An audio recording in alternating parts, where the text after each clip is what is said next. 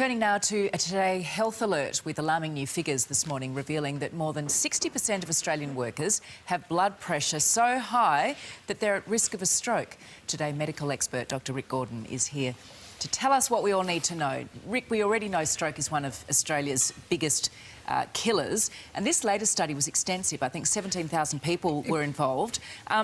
And it sounds a number of alarm bells, doesn't it, this study? Absolutely. You look at 17,000 people over 2 years and you find something like 74% of males and 44% of females had high blood pressure. That's above normal. That's a huge figure.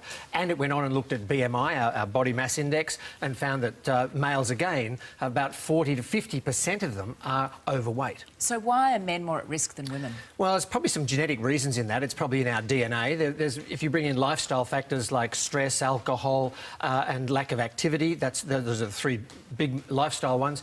But women catch up, so maybe there's a protective element of oestrogen while they are premenopausal, because after menopause, the risks of cardiovascular disease become very similar between the sexes. Spotting the early signs of a stroke is absolutely critical. What should we be looking out for? Well, stroke is either a bleed, often in the brain because of this high blood pressure, or clots.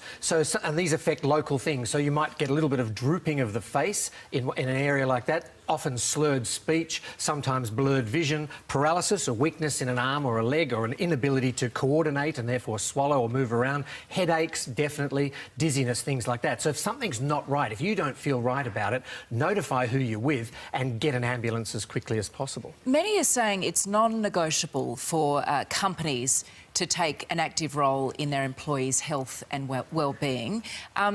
What are your thoughts, and what sort of measures could bosses be taking?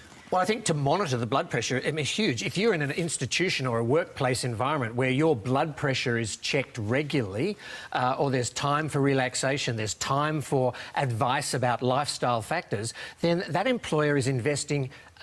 It's a beautiful investment because they're going to get returns in health in their employees. So you're really looking at monitoring these things, blood pressure, weighing your employees. Imagine how that's going to go down. But these are huge lifestyle factors that employers need to take responsibility for. But perhaps also taking away some of the pressures and some of the stress which that's can contribute. Definitely part of it, because one of the other studies that was alluded to, a separate study by the Medibank like this one, was that there was 60% of people complained of mental health issues, and that's huge in the workplace. Another talk for another day. All right, and for anyone watching this who thinks they could be at risk of a stroke, what's your advice? First of all, get your blood pressure checked. I mean, this information today was enough of a scare to me.